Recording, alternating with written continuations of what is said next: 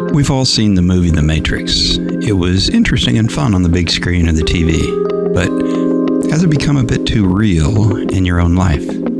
Are you seeing glitches in the Matrix and trying to figure out what's happening? Have you been told that you've been tricked and that you need to fight against what they've done to you? The deception.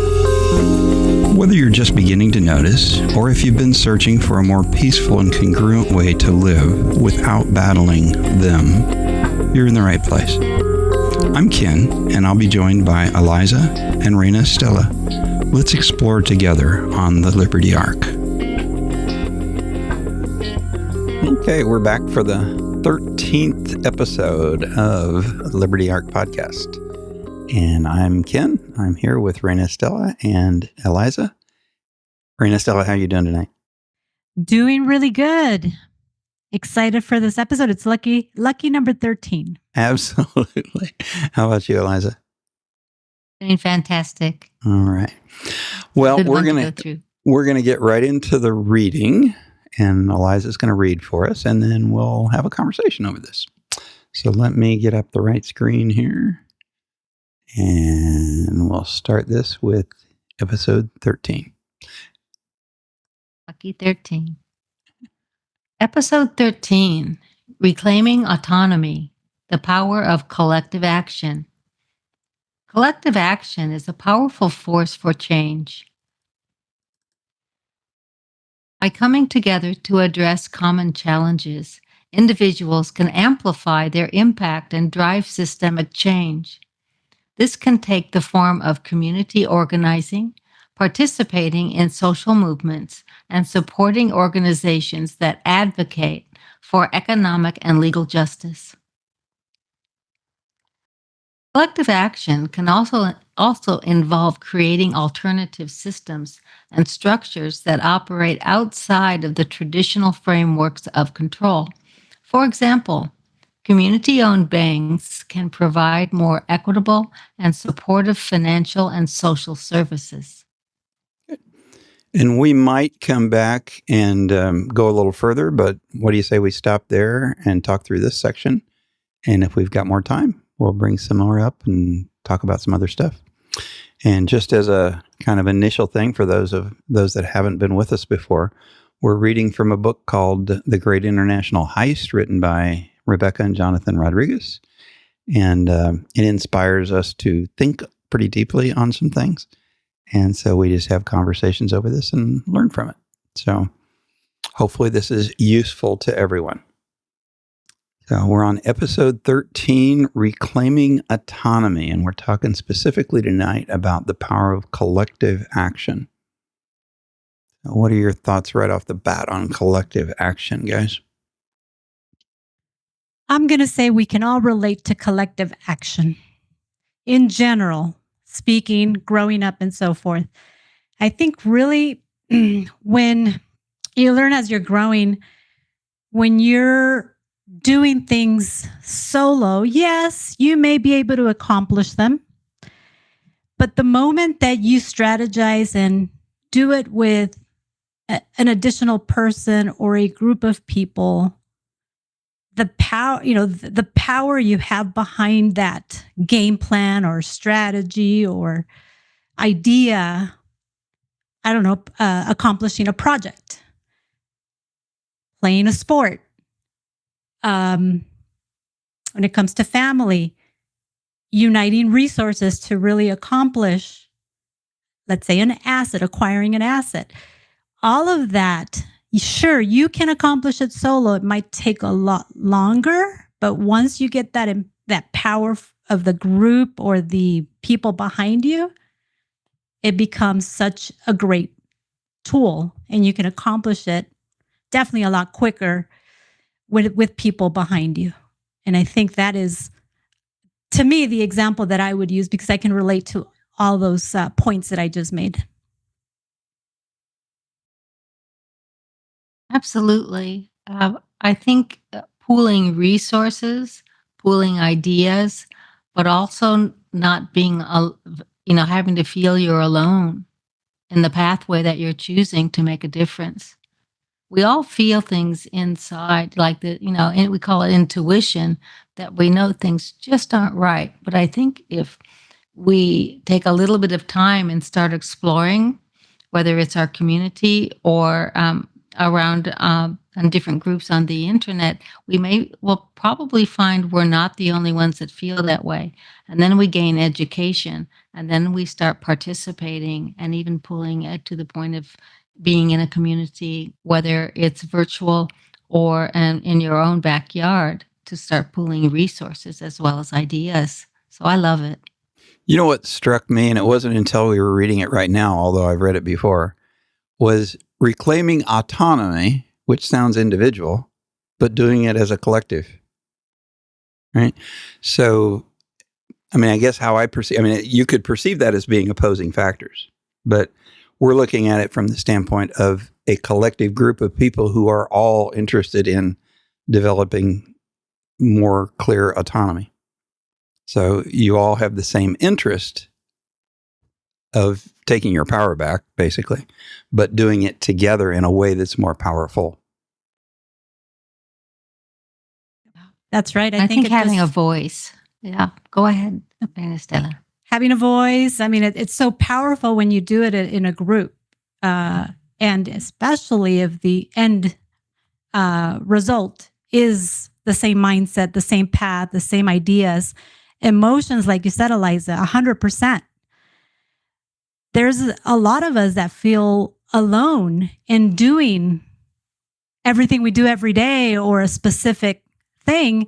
But when you have a group behind you, you forget about that and you really rise up and move forward. So yeah, I think it's the empowerment and how powerful it is to work together towards the same end goal. And I think we're going to get into this on the next page, but groups really need some driving force, because you're going to have disagreements with other people in the group about many things. But if you have a purpose for this group to come together on, the group can be successful, even though they're very individual, autonomous people and have different opinions about other things. But this thing we all agree on. I think it's okay to have disagreements, though, right? It just absolutely it strengthens the idea, right? And why, and the purpose, why we're doing it. As long as there's respect for the other person's difference. That's right. Yeah. And it takes both or all of us, right, to understand that as we go, because definitely we're all unique individuals. And I think it's important that we have that clarity that it's gonna happen. I mean, even us three that we talk so much, all day, every day during the week, I think we need to understand that there could be a moment where there is a disagreement or a different opinion, and it's okay. I think it's important to imagine if we always agree with it all, like we would be stagnant. We need it to be able to grow and develop further knowledge and wisdom on this path. What do you think, Eliza? You're pretty contentious and difficult. So I know it. I'm a feisty one. But you brought up the word respect, and Reina Estella also, and having various opinions, differing opinions. And if you want respect and someone to listen to where you're coming from, make sure you're offering the same. And then that creates the community right there, where you know that there is love, respect, and growth. So yeah, I agree. By coming together to address common challenges, individuals can amplify their impact and drive systemic change. This can take the form of community organizing, participating in social movements, and supporting organizations that advocate for economic and legal justice. When I see this and I see systemic change, it just seems like such a monster, like can we really, as an individual or as a collective community, can we really make an impact on a systemic change? Because it just sounds like it's so huge, so big. Did you guys see the video? It was several years ago. I can't even remember now. That where everybody was out in this park and some guy got up and started dancing or something. And then when but when the second person came up, everything changed, right? Everybody thought that person was a lunatic until one other person joined him. And all of a sudden, the whole place just completely changed and all started participating. So the answer is yes. Yeah. No matter how we can. Yeah. So everything starts with one, but once a small group gets started, they can have a huge effect. And the reality is most people are followers. And they're going to follow whoever's choosing to be the leader. And so if the system is the leader, most people are just going to follow it unquestioning. And I'm not saying the whole world is going to follow us, but they need someone to take the lead. So one of the things that catches my attention in regards to something that I guess the challenge that we all have today, like the cost of living today, right?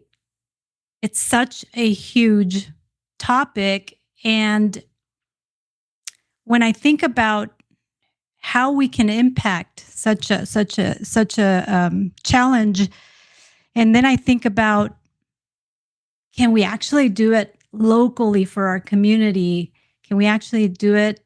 I guess we can start with definitely our household for sure, and then expand from there. But it always crosses my mind, because everything's being pushed digitally, how can we impact the systemic challenge of cost of living digitally to really help each other out? There are many ways, I know for a fact. It's just, that's what I have, in my mind, is cost of living has such an impact for all of us. What can we do? And how can we do it? And I know that everybody would be willing to be a part of it, because it's impacting every single one of us, no matter which way you look at it. It's a lot tougher than it used to be, because the system has developed situations purposely to keep it from it. When I first moved to Europe, for example, in Southern Europe, everybody had small businesses. Everybody just had little shops and stuff, and farmers would bring stuff in, and you would buy locally there. And they didn't even have the big box stores and things like that. Everything was local people that you were supporting together. And that used to be the case here many, many moons ago too. But I personally, one of the things I do is try really hard to find local people to support farmers and businesses and so forth that are local, but it's really hard to find them. Yeah, like mom and pop shops. Mm-hmm. Well, yeah, a lot of us ended up shutting down not too long ago. Yep. Right? Large impacts like that. As if that wasn't on purpose, right? That was a huge component of that whole scam, was to shut down the small businesses because of the autonomy that those small businesses allow.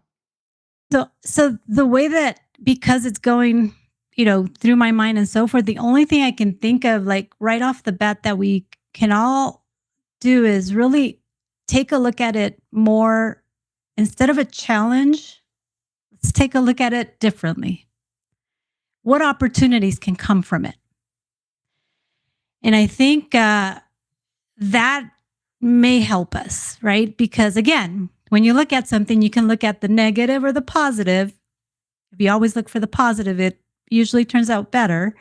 So it's the same thing here. It's a challenge, quote unquote, negative, or an opportunity, positive. So I think that may help at least me on how to move forward with this challenge that we're all going through. Look at it as an opportunity to see what we can do to help people out. And I think there are so many levels where we can operate. One is, get online. There are so many organizations and social movements. That's one step. The other thing that Ken also mentioned is looking at, say, just your local businesses that you can support. They've made it so hard for small businesses, especially to compete pricing wise, et cetera. But how can you support them? And then the next one is, how you structure your finances and those relationships. And I think we get into that on the next slide, not trying to jump ahead, but what are our banking choices even then? So we can, if I can mention Catherine Austin Fitz, she is a great one to just get online and look at how we can make selections for local banks versus big banks. There are so many choices that we have that we don't really, sometimes it feels like I just don't seem to have any choices, but then do a little exploring and you'll find out there are lots of choices that you can make. One of the things that I try to do, and it's hard sometimes because, like you said, it's really hard to find small businesses nowadays. But most people are making decisions based on price, and I'm more than happy to pay a small business more than a corporate business for the same thing in order to support them. And I think, unfortunately, most people just are looking for the cheapest price on things, and they don't really understand that that's having a negative effect overall by not supporting local folks. And doesn't it go back to convenience though, Ken? Absolutely. By default, we're looking for how do we get it now and quick and yep. Right?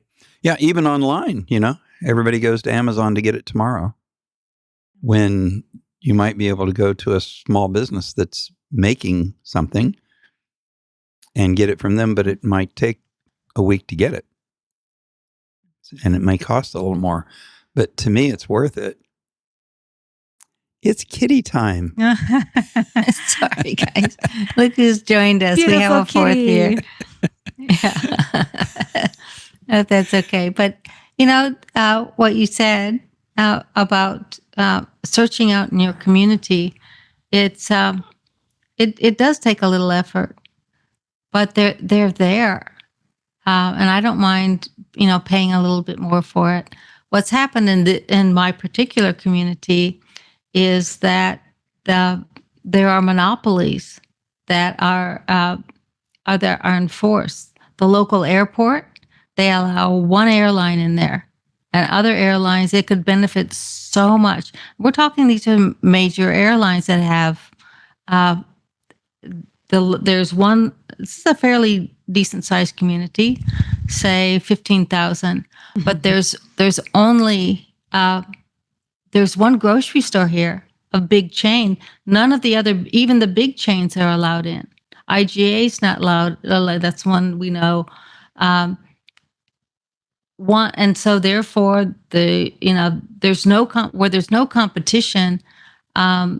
Generally, the service is so low or the shelves are bare. But the point is, it's structured, and we have to either start making noise about it, maybe drive a little further to get around it. But the forces are out there to inhibit especially the small guys. So we do have to go out of our way, like you were both saying, in order to make choices. A little inconvenience, but you feel better about it. Choices, but we have very few now, right? We have very few. And then when you guys mention mom and pop shops or small businesses, Ken and Eliza, help me understand this concept. So initially, right, and you mentioned, we mentioned convenience, so Amazon came to mind. So I'm gonna bring, I'm not picking on Amazon, but just as an example, initially it began with small business owners being small business owners on Amazon, right? But then several years later, it was Amazon competing with its own small business people, taking business from those small business people who ended up failing due to their I guess new model. So what I'm saying is the monopoly, the more and more, days go by, I think that's the push, is that they just want, as an example, one retailer to service all of us. Because the opportunity in Amazon was massive, and so many people, invested there in creating their small business and gave up everything else, their corporate, world or job. But then they became the competition for the initial retailer that provided, or the entity that provided that to begin with. So anyways, just it crossed my mind, like we are headed in that direction, that we have so little choices now. Now, does that mean, going back to the systemic change, as a community, can we change it? It would take definitely a good amount of people to make an impact there. But if we really put the amount of small business people on there can make a big impact on that specific area I was just talking about, if they really set their minds to it. Does that make sense? Like, I just see it that the choices are so minimal. I'm not expecting like permission to take any action in any, direction. I'm just saying, it just crossed my mind that that's where a lot of small business people created their small business, and then they ended up being pushed out. That's one of the reasons that I went. I switched to eBay, and I because I'm fairly remote, I would have to travel many, many hours. But eBay doesn't centrally warehouse everything and anything. They just have sites where you can look at competitive pricing. Each like nothing is warehoused centrally. Every vendor is shipping independently. There are small changes, even when it looks, like switching conveniences, one convenience to another. You have to kind of hunt for that to see how things are set up, because exactly what you're saying. Amazon became the equivalent of the big box store driving out the mom and pops. And I really hadn't thought of how big of an impact that made, but that's huge that you bring it up. And, while you were talking about just having one store, that's obvious, no competition monopoly, right?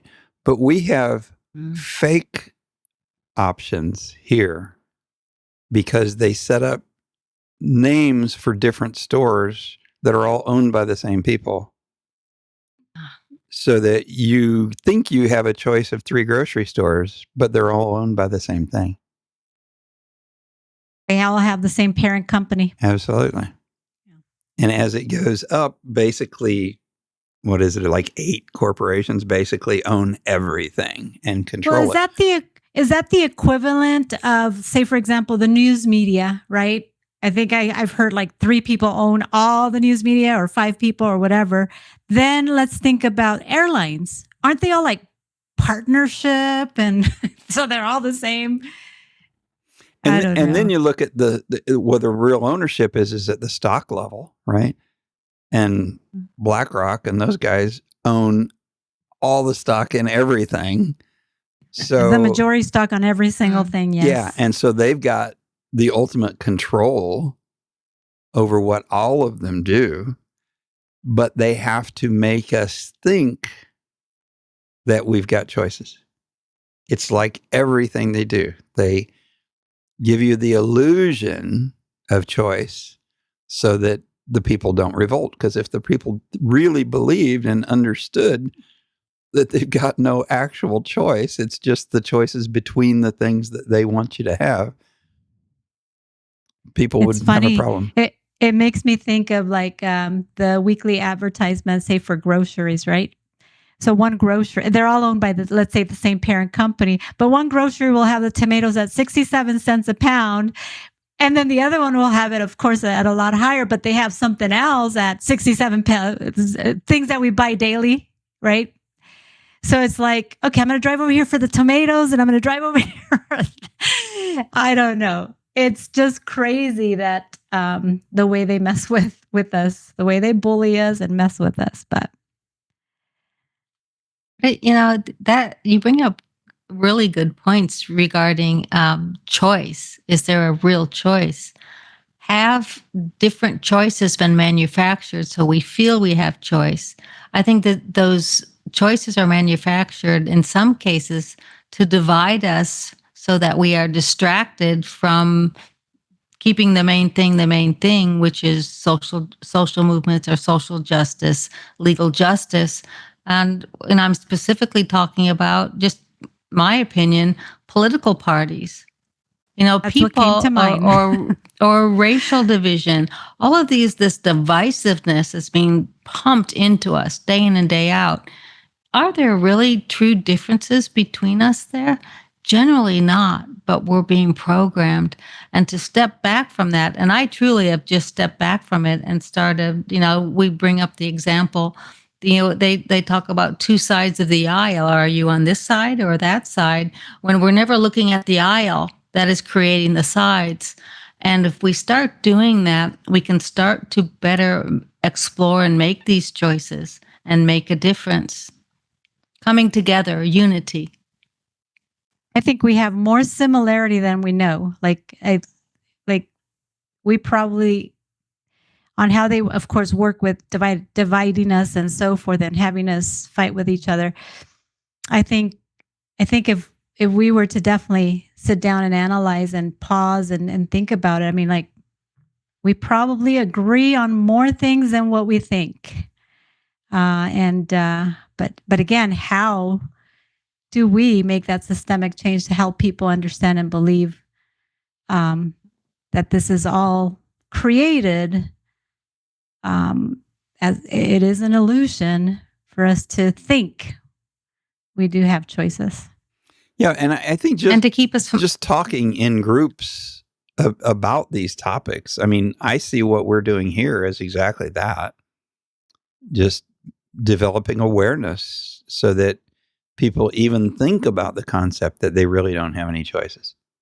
Not to make them mad, but to just make them recognize that choice you think you have is really an illusion. It's not really a choice.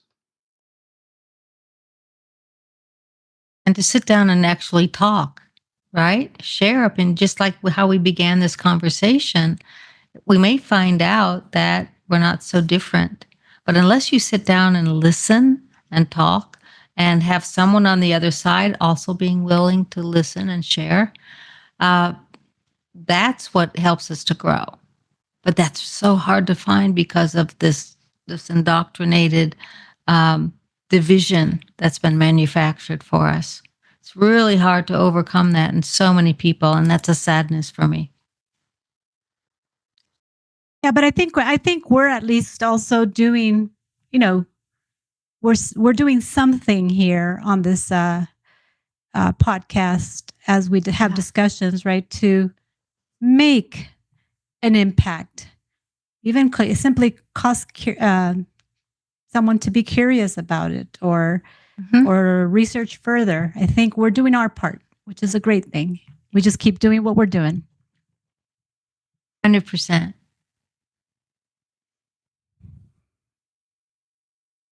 Collective action can also involve creating alternative systems and structures that operate outside of the traditional frameworks of control.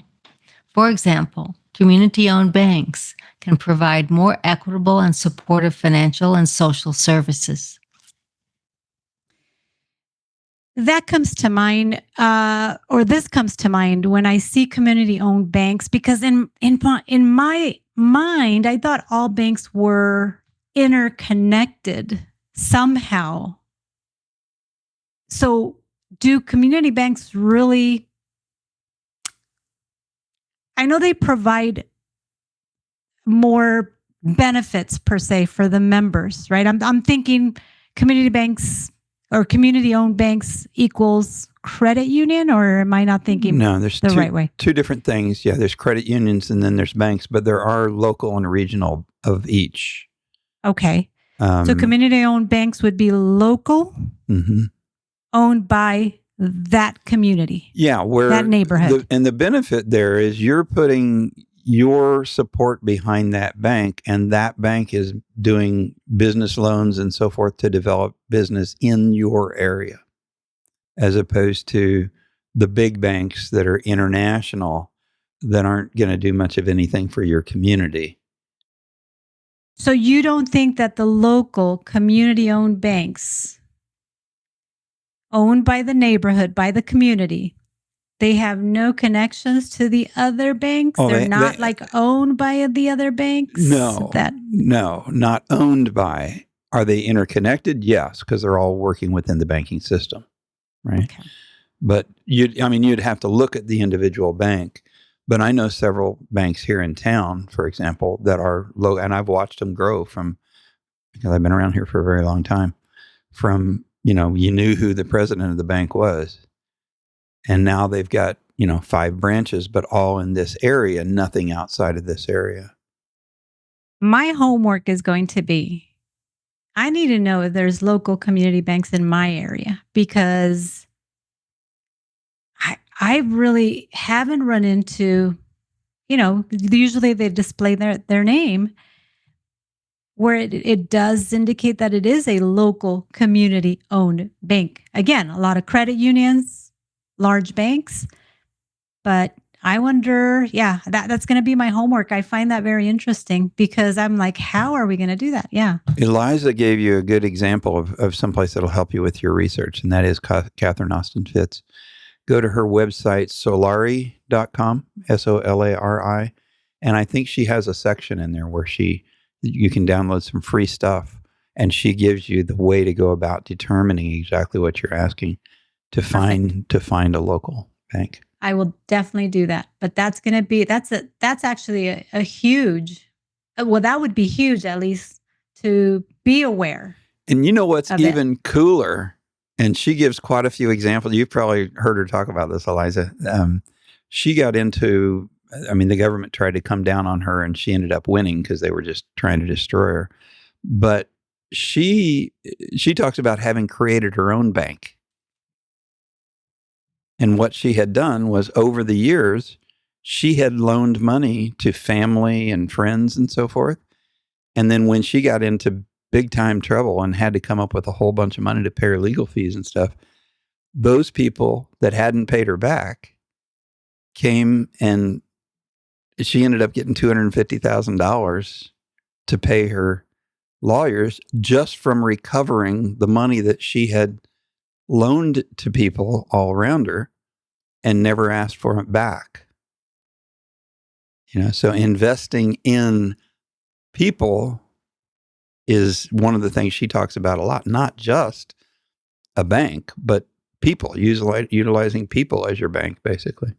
So her people came and had full support for her. Yeah, they found out she was needing the money, and they owed it to her, but she had never pushed to get it back. And they voluntarily showed up and repaid what she had given to them. Now that's a community. It's beautiful. Yeah. That's a community. Yeah. So if you want to invest in me as a bank, Raina, Stella, I'll accept. I have some homework. We'll definitely discuss something. That's not a bad idea. It's a very good idea. And that's one of the things that she talks a lot about, is that with the changes that we're in process on and are likely to continue on, developing a network of people that you trust and that trust you is probably more important than anything else that you can do. Mm-hmm. Yeah. Yep. And what Catherine Austin Fitz also brings up is these local banks. Unlike the larger banks, these local banks are still looking to help the small guy, the small mom and pop, whereas the larger banks, they're just looking to make the big kill, the great big loans, and they really are, the small loans are pretty much just too much paperwork. And so these local banks, and as Ken, you mentioned, is developing the local community. It's because they're willing to work on that smaller level, and if we can support that, and they also have to be competitive because they don't own a lot of the market share. A lot of reasons to start looking at that.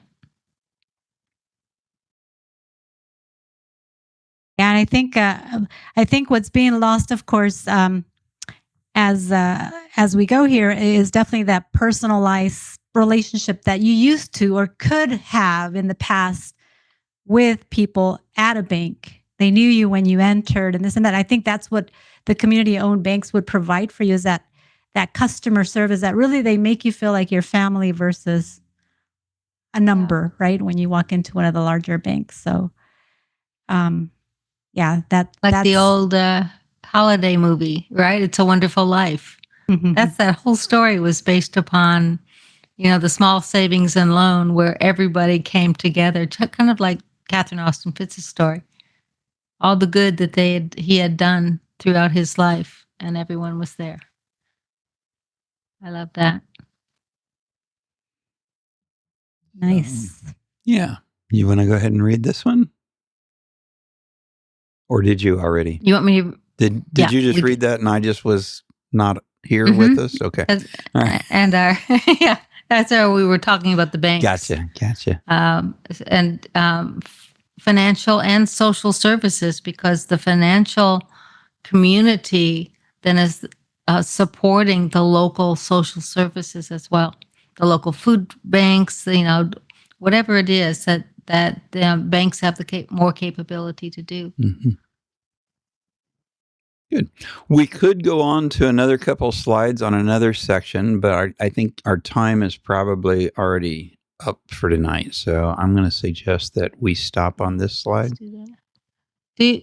Do we want to talk about, I think one statement here that I forgot about, operating outside of traditional frameworks of control. And that's what we meant by big banks, big stores, and because we generally don't recognize that as a framework of control. It really is. And it's purposely there to minimize not just our choices, because they're operating under the guise of more choices, but it's minimizing our choice to support local communities and local businesses and local banks.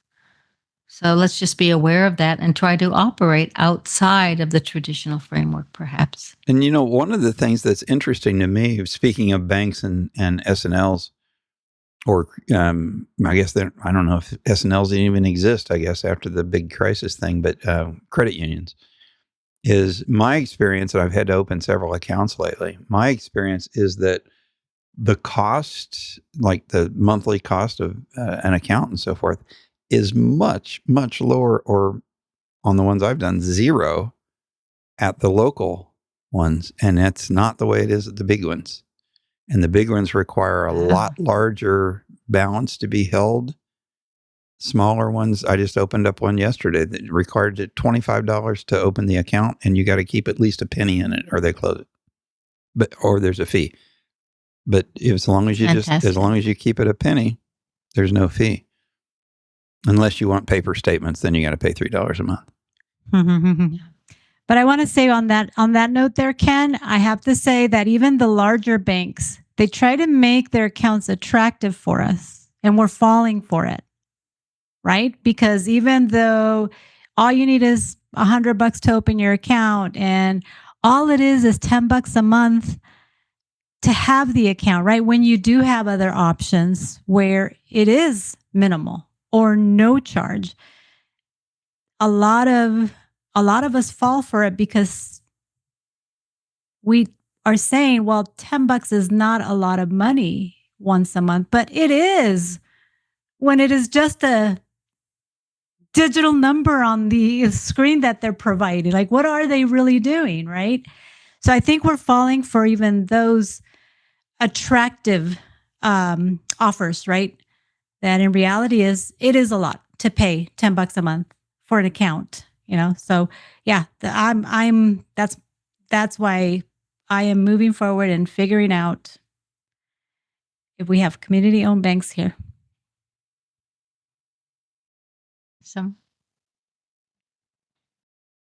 And that's what I love about this, is that things trigger me to do things and take action and move forward for the benefit, right?